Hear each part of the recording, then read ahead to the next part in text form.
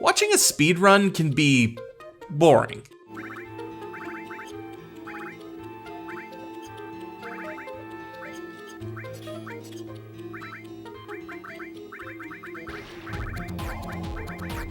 You watch the same 20 seconds of a game over and over and over, only to witness the speedrunner reset it and do it all again.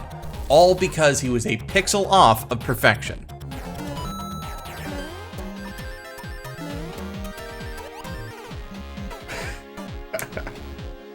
I can't. I gotta go in the holes, man. But twice a year, the Games Done Quick charity streams make speedrunning exciting. For a week straight, GDQ takes over Twitch in a dazzling display of pixels, capturing the attention of thousands and raising millions for charity. So taking this bike, putting it in a very specific spot and building a ton of speed, I am able to build a bunch of speed, reapply it, and be able to get all the way over here to this part of the level. Awesome job, Covert. Yo, thanks, man. GDQ effectively functions as the Super Bowl of speedrunning, showcasing the best the community has to offer and the product of all those long hours of practice. That's world record, dude! Time. 33:31? That's a world record! What did you just say? That's a new world record.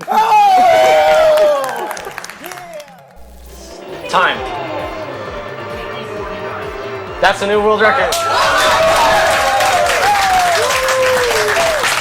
Since beginning in a literal basement, Games Done Quick has grown into a powerhouse, pulling hundreds of thousands of concurrent viewers and over $30 million in charity, overcoming controversy.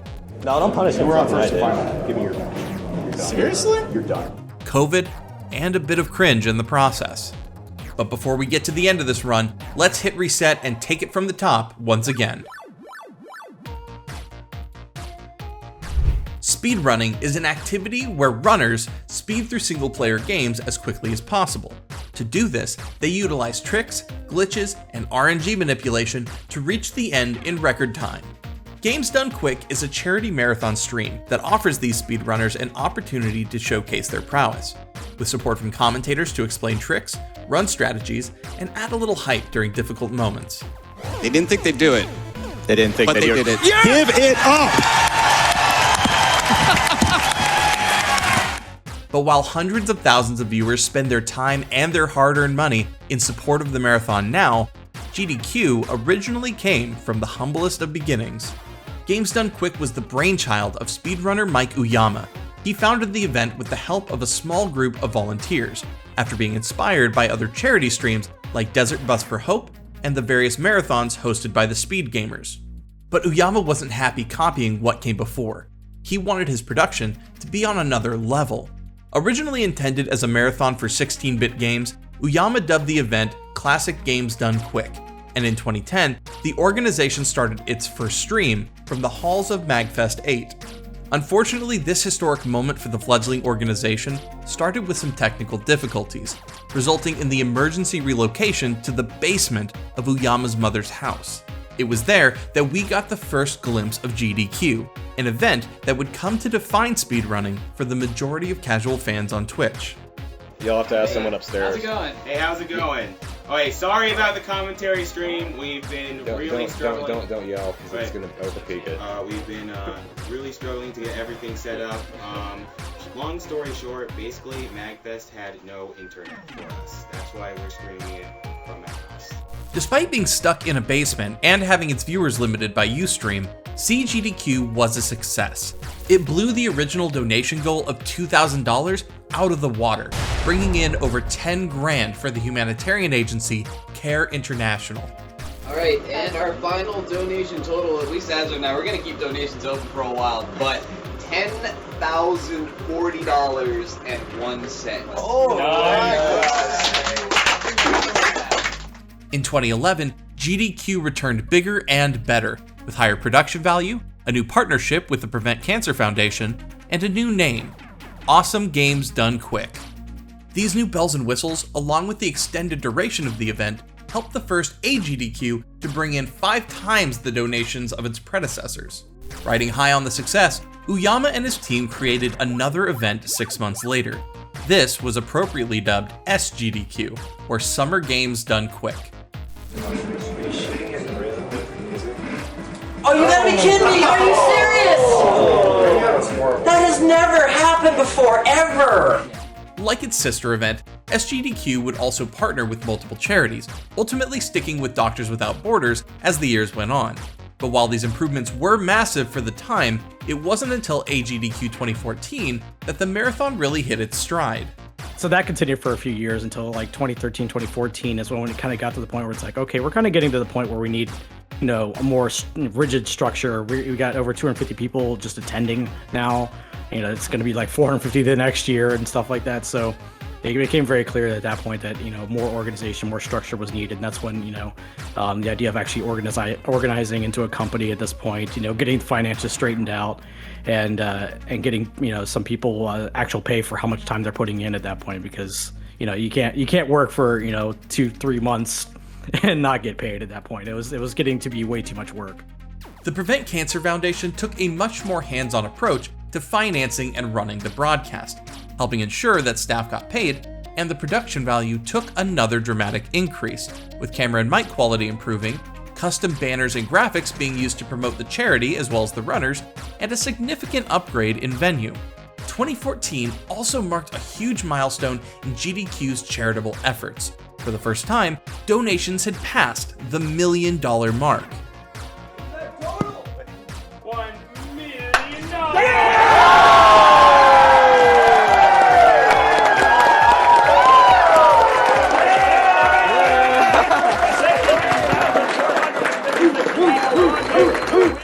Games Done Quick had evolved from a ragtag group of volunteers to a full-blown organization, including larger, more intricate broadcast setups and a structure that had been lacking before. But with increased success comes increased scrutiny. Since their partnership with PCF, GDQ began to tighten its content rules and regulations regarding what would be allowed on stream. As an event that pulls its players from the most obsessive corners of the gaming world, there's a certain level of awkward, or dare we say it, cringy behavior that's to be expected every once in a while. So confirmed Santa's #1 helper is a squirrel. I would really prefer if you would be quiet. So as we get underway with this small song. Can you see the sun is shining on me? It makes me feel so free, so alive. It makes me want to survive. So this will probably be my last chance to tell a story really quick. I don't know if you guys have noticed, but I've been knitting the entire time I've been here. And I actually learned how to knit from my grandmother. Can you stop? But as with any group of gamers, there's always going to be a portion of the community that enjoys their vulgar language and their edgy humor a little too much. And this is what needed to be addressed. So this takes a while in the first map, but enjoy the sound effect.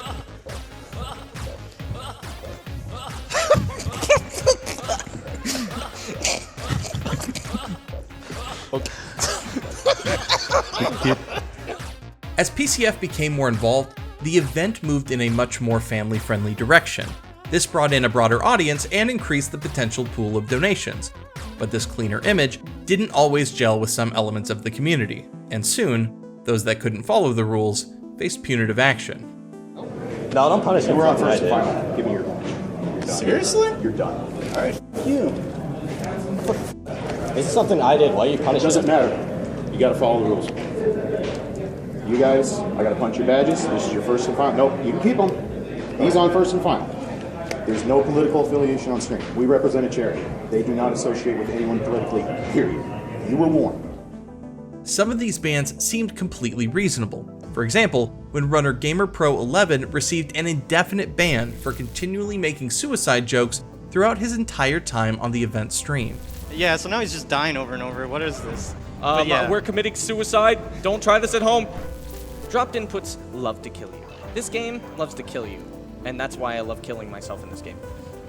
No, I actually just like killing myself. Others, however, were met with a bit more cynicism. Take for instance Bonesaw577, who was slapped with a year ban for his conduct on stream.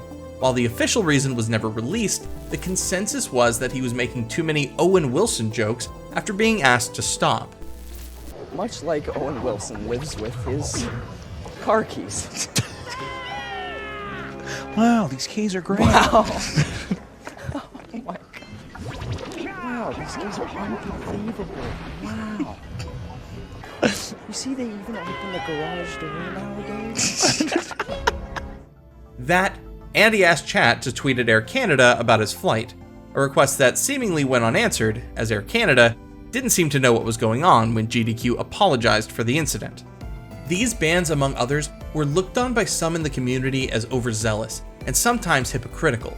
Considering that one of the main reasons for bans was inappropriate language or displays, it didn't sit well that M-rated games, especially those containing foul language and slurs, were allowed, while less extreme language from commentators resulted in punishment. But while this may seem skewed on the surface, GDQ's chief of operations said that it's all about viewers' ability to control and filter the content that they watch. Yeah, so ultimately we draw like a distinction between what the game is and what we're presenting as like the runners and the commentary and all that. So we understand like you're not going to sit your child in front of like, San Andreas and watch that get played or anything. But a parent who's going to be watching GDQ can pull up the schedule and they can see what games are going to be coming up, right? So they know, okay, this game is probably not going to be something I want my kid to watch, so I just won't tune in at that hour or whatever. But for commentary, you can't do that, right? I can't tell you this runner likes to swear all the time. So, so what we do is, we try to make sure like, we drill it in like commentators and runners, try to keep it clean, we try to aim for like a PG-13. That's generally how we kind of differentiate it. It's like parents can discern based on games, but they can't discern based on runners. This strict enforcement of policy and lack of transparency with the public was taken by many as proof that GDQ had changed from the grassroots event it had once been into something a lot more corporate and a lot less personal. But while these accusations of selling out still linger to this day, GDQ has taken steps to get back to their roots. In 2018, GDQ began broadcasting content on a monthly basis under the banner of GDQ Hotfix. These shows were experimental forms of content meant to help boost the speedrunning community and showcase GDQ outside of its biannual marathons. Oh my goodness, this is my first GDQ Hotfix show, first episode. This is called That's Never Happened Before, which haha, great GDQ meme, but hello, it's the title of the show. This new stream of content did a lot to keep speedrunning relevant between tentpole events, and further push GDQ as an organization forward. By the time a GDQ 2020 rolled around, the event looked almost nothing like it had when it started, in the best way possible. Hello, I think our production value's gotten a little better than this. Can we get this camera fixed, crew? Like, come on, what's going on here? Let's get things fixed. There we go. Oh. That's better. What started as a group of friends in a basement had become a massive crowd of dedicated fans. The janky split-screen broadcast now had a state-of-the-art overlay, and the handful of prizes had grown into hundreds of handmade fan creations and high-priced replicas.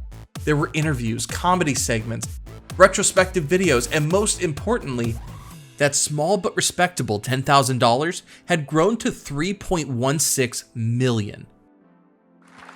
We have seen speedrunners grow older, get married, and start families. We've even seen runners able to make speedrunning their full-time job. Cool, right? Through it all, speedrunning has prevailed.